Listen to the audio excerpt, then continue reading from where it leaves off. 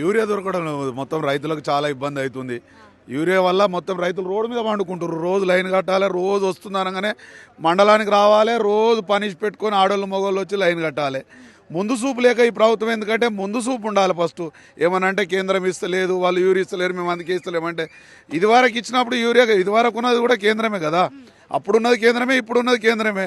అప్పుడున్నది Modi government, ఇప్పుడున్నది Modi government. అప్పుడు ఎందుకు దొరికింది, ఇప్పుడు ఎందుకు దొరుకుతలేదు? అప్పుడు ముందు చూపుతోనే రాష్ట్రాలకు రాష్ట్రాలకు యూరియా కేటాయిస్తారు. కేంద్రం అనేది ప్రతి రాష్ట్రానికి ఇంత అని కేటాయిస్తుంది. ఆ కేటాయించిన యూరియా మనకు వానాకాలం వస్తుందంటే ఇల్లు దారుకోవడానికి వానాకాలం వానలు పడతాయని ఇల్లు దారుకుంటామా లేదా? ఆ ఇల్లు దారుకుండా వాన వస్తుందని వానాకాలం వస్తుంటే కనీసం అవగాహన లేదు. ఇప్పుడు వ్యవసాయ అధికారులు ఉంటారు, అవగాహన సదస్సు ఉంటుంది. ఏం పంట వేస్తున్నారు అని రాసుకపోదురు మునుపు, ఆ పంట రాసుకపోలే. కనీసం ఎంత వేస్తారు, ఈ వానాకాలం వరి ఎంత వేస్తారు, మక్క ఎంత వేస్తారు అనేది రాసుకుంటే ఓ అవగాహన వస్తుంది. వ్యవసాయ అధికారులు అనేది కనీసం ఊళ్ళలోకి వచ్చిన అధికారులు కూడా ఎవ్వరు లేరు. రైతులకు ఏంటంటే ఈసారి వానాకాలం ఉంది, ఇంత పెద్ద ప్రాజెక్టు కట్టిరు మల్లన్న సాగర్, ప్రతి ఊళ్ళో కాళేశ్వరం కట్టినామని చెప్పారు. కాళేశ్వరం కట్టి నీళ్ళు ఇస్తుంటే మరి వరి నాట్లు వేస్తారు. ఆ వరిటికి నాటు సరిపడా ఎరువులు తేవాలనా లేదా? తేలక రేవంత్ రెడ్డి ప్రభుత్వం ముందు చూపు లేక కనీసం ఆయనకు నిజంగా అవగాహన ఉంటే ముందు మనకు ఎంత పడుతుంది, రైతులు ఎంత వ్యవసాయం చేస్తారు, ఈసారి ఎరువులు ఎంత పడతాయి, అది ముందు చూపుతోనే ముందుగా కేంద్రానికి విజ్ఞప్తి చేస్తే కేంద్రం దానికి కేటాయిస్తుంది. ఏది లేదు, కేంద్రం ఇస్తలేదు, మేము ఇస్తలేము. మరి ఇదివరకు ఉన్నది కేసీఆర్ గవర్నమెంట్లో కేంద్రమే ఉంది కదా. మరి కేసీఆర్ గవర్నమెంట్ ఇంత అధ్వానం లేకుండే, అంతో ఇంతో దొరికింది, మంచిగా ఉండే. ఇప్పుడు కనీసం ఈ కాంగ్రెస్ గవర్నమెంట్ వచ్చిన నుంచి మరి దరిద్రంగా పాలైంది. అంటే వీళ్ళంతా రైతులు కాదా? వీళ్ళంతా కూలోళ్ళ? మీరు చూస్తున్నారు కదా వీళ్ళంతా రైతులా కూలోళ్ళ లేకపోతే రౌడీలా? ఆ గవర్నమెంట్ కళ్ళు కనబడతలేవు, ఆయన కళ్ళు కనబడతలేవు. ఆయన మంత్రి ఆయన ఏం పేరు, తుమ్మల నాగేశ్వరరావు అంటాడు రైతులు ఎవరు లైన్లో ఉంటలేరు. మరి ఎవరు పండుకుంటుర్రు ఈడ?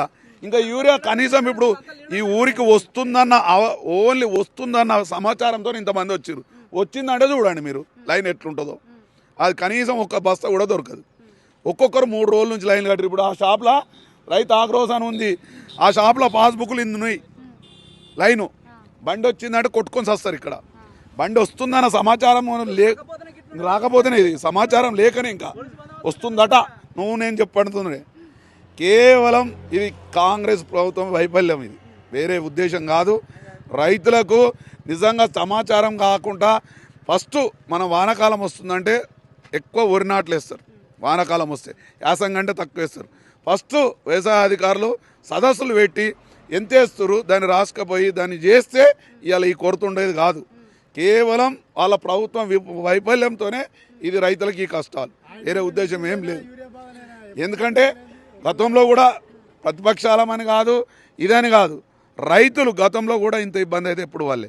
గతంలో కాంగ్రెస్ ఉన్నప్పుడే పడ్డారు, మళ్ళీ ఇప్పుడు కాంగ్రెస్ వచ్చిన తర్వాతనే పడుతున్నారు. ఇప్పుడు 10 ఏళ్ళ నుంచి మోడీ ప్రభుత్వమే ఉంది, 10 ఏళ్ళ నుంచి యూరియా కష్టాలు లేని ఈ కాంగ్రెస్ వచ్చిన తర్వాతనే కష్టాలు వచ్చినాయి.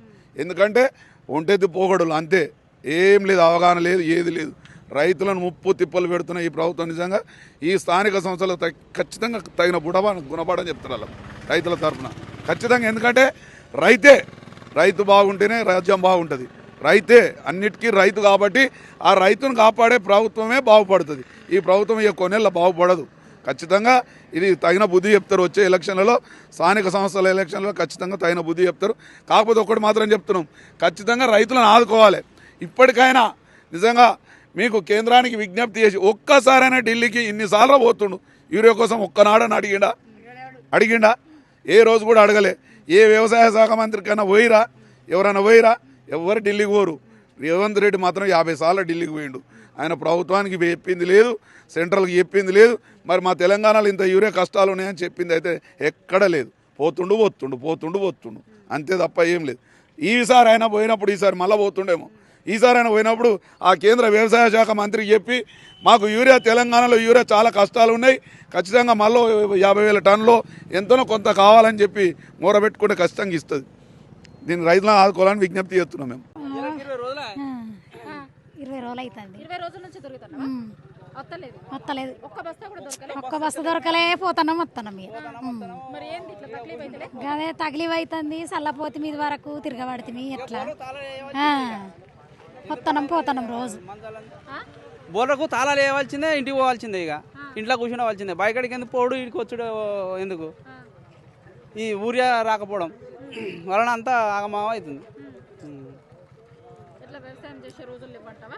వ్యవసాయం ఇకనైతే చేయరు, ఇట్లయితే చేయరు, ఇక ఇట్లయితే ఎవ్వరు చేయరు, ఇక వ్యవసాయం చేయరు. ఇక బోర తాళాలు వేసుకుంటే ఇంట్లోనే ఉంటారు, ఇక మంచిగా హాయిగా బతుకుంటారు. ఇక ఎందు వ్యవస్థ ఈ జనాలు రోజు వచ్చుడు పోవుడు వాళ్ళైతే ఇంకా కోఆపరేటర్ అయితే స్పందించలేదు. ఇన్నుంచి ఉండకూరి పొర్రి, ఇన్నుంచి ఉండకూరి పొర్రి అంటారు వాళ్ళు. ఇక మీరు ఏమున్నదా ఇక్కడ, ఏం లేదు పొర్రి, మీ ఇటు మొక్కన పొర్రి అంటారు వాళ్ళు.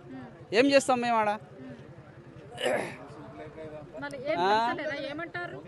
ఏమంటారు? రాదు ఊరియా అంటారు. రాకపోతే ఎట్లా సార్? మరి మేము చల్లుకోవాలి కదా. మరి వ్యవసాయం ఒక్కొక్క ఆడళ్ళకు 600 700 పెట్టి కైకిలు వేస్తే, ఆటో కిరాయి 1000 రూపాయలు పెట్టి ఆటో కిరాయి తెచ్చుకుంటే మరి మేము ఎట్లా వ్యవసాయం చేయాలంటే కూడా వాళ్ళు ఇటు ఉండకూరే మందికి జమ అవుతారు అంటారు వాళ్ళు.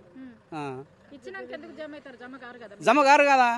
ఇస్తే ఎవరితో వాళ్ళు వెళ్ళిపోతారు, ఎవరిని బస్సు వాడు తీసుకుని పోతారు, చల్లుకుంటారు, ఏదో ఉపాధి గడుపుకుంటారు. ఏ ఇంత అనిపిస్తలేదు మేడం. ఈసారి అంతా డేంజర్ అయితే ఎప్పుడు కాలే, ఈసారి మొత్తం డేంజర్. ఇక అంత మునుపు అంటే ఇక అప్పుడప్పుడు ఇంతగా అరకొరతనైతే కాలే.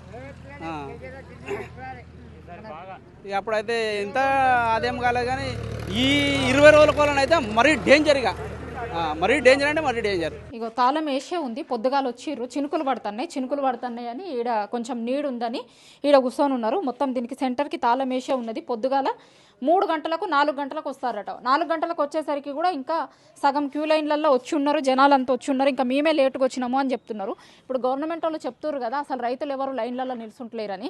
మేము కాదా రైతులము, పొలాల కాడికి తీసుకుపోతాం, రారి చూపిస్తాం కావాలంటే. అసలు ఎప్పుడు కూడా ఇట్లాంటి ఇబ్బంది లేకపోతుండే ఇప్పుడే వస్తుంది అంటారు. మీరు ఒక్కసారి క్యూ లైన్ చూస్తే ఇటువైపు నుంచి ఆకొస్త వరకు పెట్టిరు.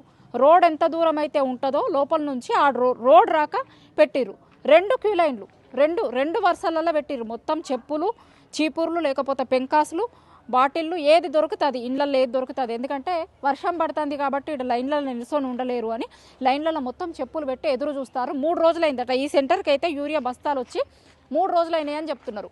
3 రోజుల నుంచి కూడా సేమ్ ఇట్లనే చెప్పులు పెట్టి పోతున్నాం, సాయంత్రం రాక కూర్చొని ఉంటాం, స్టాక్ రాదు, రాకపోవడంతో మళ్ళీ వెళ్ళిపోతాం, మళ్ళీ పొద్దుగాలు వస్తాం, తెల్లారి మళ్ళీ అట్లనే చూస్తున్నాం. అట్లా 3 రోజుల నుంచి, ఇప్పుడు నేను ఈ అమ్మతో మాట్లాడించిన కదా, ఆమె దగ్గర 3-4 రోజుల నుంచి రోజు వస్తున్న. పొద్దుగాల 3-3:30కు వస్తా, ఏ టైంలోనన్నా వస్తుందేమో, స్టాక్ వస్తుందేమో అని పొలం కాడికి పోయేది లేదు, చేసేది లేదు. వస్తే యూరియా తీసుకొని పోయి చల్లుకుందామని పొలం పాడైతుంది, పంటిన పెట్టుబడి వేస్ట్ అయ్యేటట్టు కనిపిస్తుంది.